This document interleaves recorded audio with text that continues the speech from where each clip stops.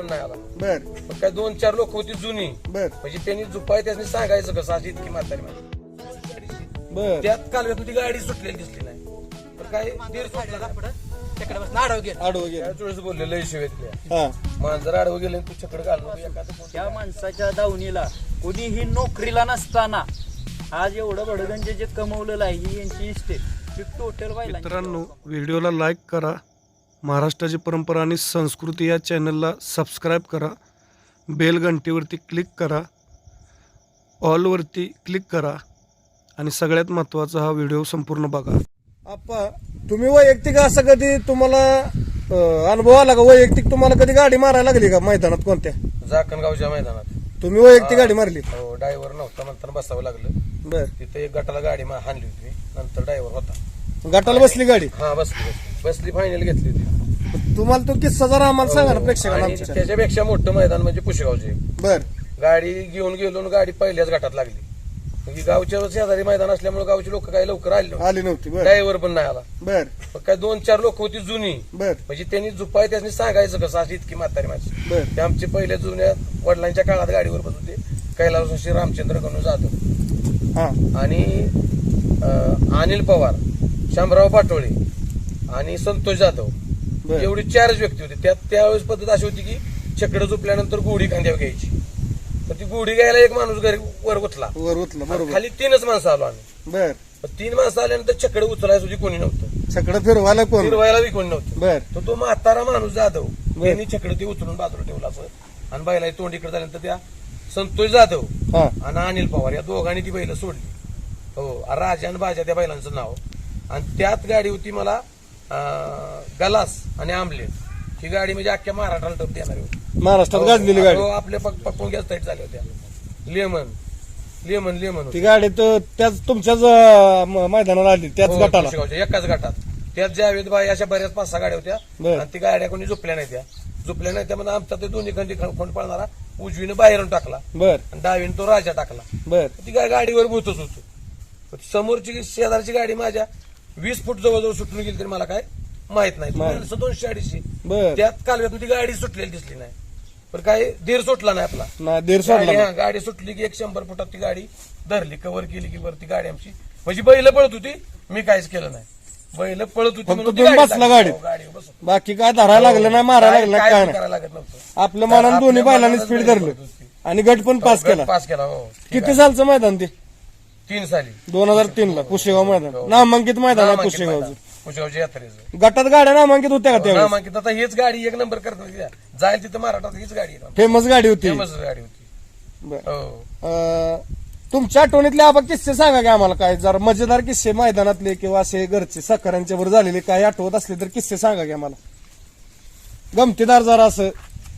गमतीदार आता हे मागणं पाठीमाग पहिली म्हणजे शिकलेली लोक नव्हतीच पाठीमाग. हो, शिक्षण कमी असं. पाठीमाग नाही पोर आली तर त्यावेळेस नंतर ही पक्ष म्हणून बैल पळत एक जाकणगावला फोन घेतलेला. बर तेव्हा सोन्यानंतर ही बैल पळत असताना पवारवाडीच्या मैदानाला होतो.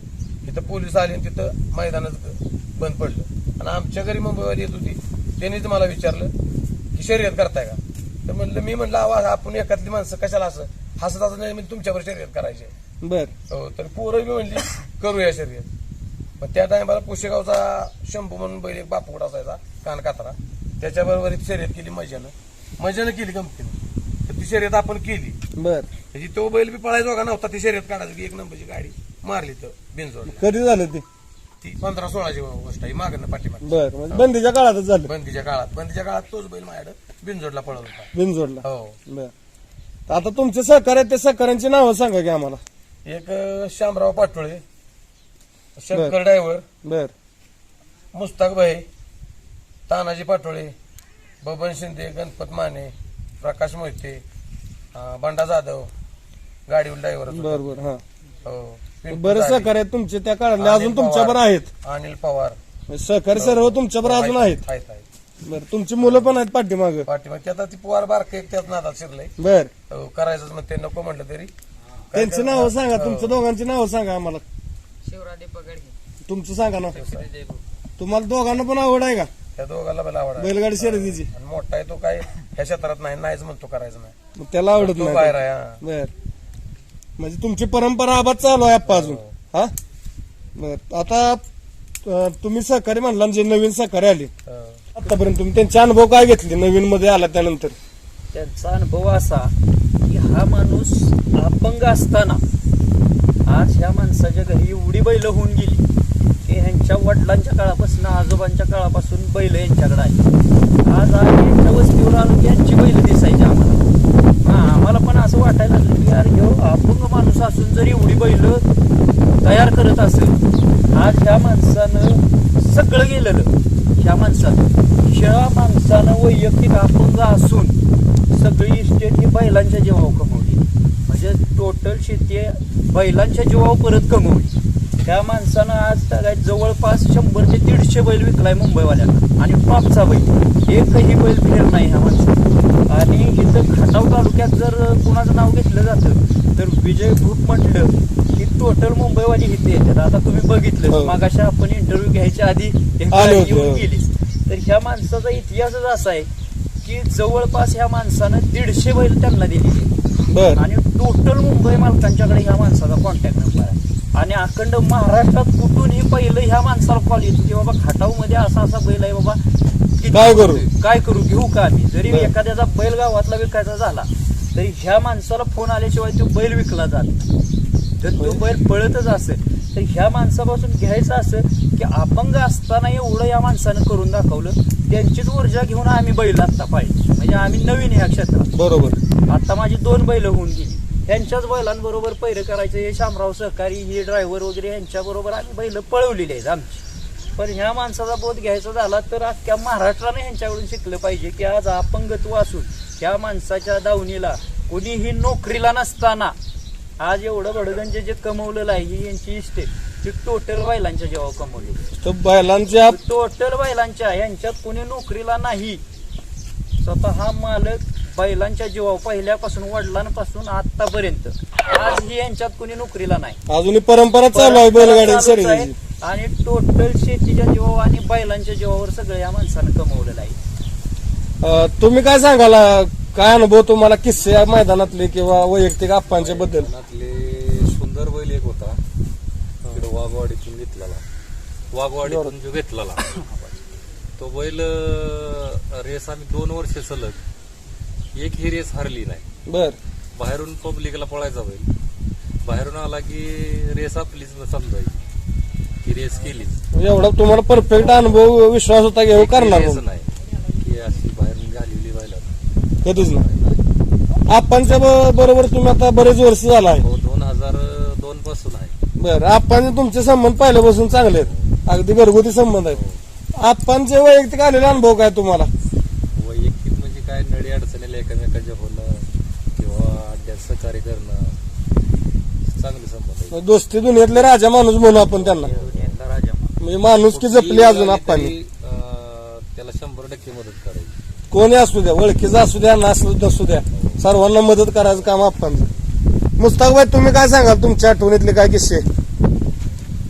माझ्या आठवणीत किस्से असा की आम्ही त्या टायमिंगला यायचा मैदान होतं खादूनच. बर. मोठं मैदान होतं. त्या टायमाला बैलगाडी काय आपलं गाडी बिडी काय नव्हतं. त्या दाट्यात आम्ही बाजा आणि राजातून आम्ही त्या मैदानात गेलो. त्या टायमाला कॅशेटवर पायरा होता पिशवांचा आप्पा काटकोरेट मित्र आमचे, त्यांचा बैल होता लाडक्या म्हणून. बर. त्यांच्यावर पायरा होता. 4 चकड्यानं आम्ही तिथनं जाताना चाललेलो. वडील बी होते त्यांची. जाता जाता असा किस्सा काढला की जाताना मांजर गाडीला पुढं चकड्यापासून आडवं गेलं. आता जुनीत म्हणलं काय म्हणणार आहे बाबा, गाडी त्यांनी बघितली, त्यांच्या वडिलांनी बघितलं भाऊनी. बरं मग थांबतो म्हणलं गाडी घालू का आड्याला आपण जायचं नाही, आपण मांजर आडवं गेलं असं झालंय. मला काय होतं मध्ये म्हणलं अपेक्षा कोण होईल तसं काय मला घ्यायचं. मला काय ह्याच्या काय मला मी विषय घेत नाही. तुम्हाला काय ना मी गाडी नेणार तर नेणार. लगभग गाडी तशी पुढे गाडी नेली तशीच. काय वडिलांनी सांगत होतं ऐकलं ना आपण. पुढे गाडी नेली. बर. गेलं माझं नाम आपलं नेहमीप्रमाणे आपलं गट पास केला. सिमेल गाडी बसली, मी गाडी बसली. फायनल पण आम्हाला विश्वास गाडी 1 नंबर कर म्हणून. पण फायनल त्या टायमिंगला असं वाटलं नाही की बाबा गाडी 1 नंबर करून. त्या टायमिंगला त्या गाडीनं 1 नंबर केला. तुमच्या अक्षर मोठा सगळ्यात मोठं मैदान आठवलं. परत मागे गावात वरात काढली. मग आपण तुम्हाला त्यानंतर घरी आल्यावर तुमचे वडील काय बोलले का त्या किस्स्याबद्दल? त्याच वेळेस बोलले लय शिवेतल्या हा. मांजर आडवं गेले तू छकड घाल नको, एखादं कोणतरी आधी जाऊ दे बर. आणि मग छकड जाऊ दे. म्हणलं मांजराला जायचो त्याला कोणी अडवायचे नाही बरोबर आहे. आपण अड्ड्याला चालू आपल्याला कोणी बी अडवेल आता हो. आपण थांबायचं का नाही. नाही थांबत बरोबर. त्याच्यानी म्हणलं मांजर आडवं गेले तर एक नंबर करायचे ते चांगल्यासाठी गेले नशीबच मला आणि एक नंबरच झाला. एक नंबरच एक केले. नंबरच केली ही गुलालच वडिलांनी घेऊन आली अजून गाडी. आपली जाग्यावर अजून ती सांगतील. बर त्यांनी मला लय शिवे दिले जास्त तो खात गुलापर्यंत हा. आता आपण लहानच होतो. लहान, बरोबर. वडिलांनी शिवे दिले ना ऐकून घ्यायचंच काम आहे ना. मग भरपूर शिवे दिले पण मी नाही ऐकलं. हो. गुलाल घेऊनच आली गाडी. गुलाल घेऊन आलो आणि गुलाल घेऊन आल्यानंतर मंगळवार होता वार बाजार बाहेरनं बैल चकड्याला झोपून आपलं घरी चाललो होतो. यानं अडवली बैल मला मिरवणूक करा यार नको म्हणले रात्र झाली कशाला. ही गेलं बैल तर थांबून मागवड्यात बँड आणला आणि ह्यानं स्वतः मिरवणूक काढली. बँड आणून मिरवणूक पण बैल काढली. स्वतः काढली. आम्ही त्याच्यात काय आमचा सहभाग नव्हता. तो म्हणला तुला नसलं थांबायचं तर बैल इथं ठेवून जा. म्हणजे आपण तुम्हाला आतापर्यंत जेवढे सहकारी चांगले लागले सगळे सहकारी सर्वांनी भरपूर साथ दिली. सहकार्याशिवाय हो खेळच होत नाही. हो. बरोबर आहे. हो, एकटा पण माणूस की माणूस जपणं काहीच महत्वाचं करू आहे शकत नाही. आप्पा. त्याच्याकडे किती पैसा पाणी असू द्या तो काहीच करू शकत नाही. सहकार्याची गरज आहे. सहकार्य तुमचं तोंड चांगलं पाहिजे, माणूस की पाहिजे. गाडीने मार खाल्ला कुठं तर ती ड्रायव्हरला बोललं नाही पाहिजे. बरोबर. काहीतरी सहनशीलपणा पाहिजे. प्रत्येक जण अड्ड्यात फायनलच गेलेला नसतो. आपल्याच नावानं काही प्रत्येक अड्डा केलेला नाही. नाही बरोबर आहे. काहीतरी कारणास्तव नाही झालं म्हणून ड्रायव्हरवर किंवा बैलावर राग काढायला नाही. चुकीचं आहे. बैलाचं नाव सांगा की. हा बाजा बर कोणत्या खांद्यानं बोलतो जास्त? दोन्ही खाली पब्लिकवर. बर हा घरचाच आहे का घ्या विकत घेतला? नरावणे आपलं मान तालुक्यात ना नरावणे बर त्यांच्यापासून आणले. पार काय केलेलं तुम्ही याची भाज्याची? लहानपणी बघायला गेलो होतो श्यामाला घ्यायला कोण दुसरा बर आणि लहान गाईला झालो तेव्हा त्या माणसाला सांगितलं मला हा कोण पाहिजे त्यानं दिला आपल्याला. लहानपणी गेल्या गेल्या गाई सांगितलं ठेवाय. हो पण त्याच्या जोडला त्यांनी एक नंतर आणलं. त्या दोन्हीचा त्यांनी मला फेरा तिथं टाकून दावला की दोन्ही घेतले आपण. बर आप्पा ह्याचं नाव काय? सुंदर. बर हा कुठून घेतला? तिथून एकाच मालकाचे दोन्ही. एकाच मालकात दोन्ही घेतली एकत्रच आणलेले का? 8-9 महिन्याची वासरं. आता दोघं एकत्र पाहतात का? पळत होती पण आता पळवीत नाही. ड्रायव्हर गाडीपासून पडल्यापासून बर दोन्ही. हा आतून पळतो बाहेरून पळतो बर. पण घाबरतो. आतून जास्त स्पीड आहे. आतून जास्त बर. एक नंबर. दोन्ही बाजा आणि सुंदर एकत्रच घेऊन आला लहान असताना. लहान असताना दोन्ही. दोन्ही नारवण्यातनच घेतलेत. नारावणीतून. बर म्हणजे तुमची परंपरा तुम्ही जोपासलेली चालू आहे. चालू म्हणजे सारखी वर्षाला 2-4 घ्यायची.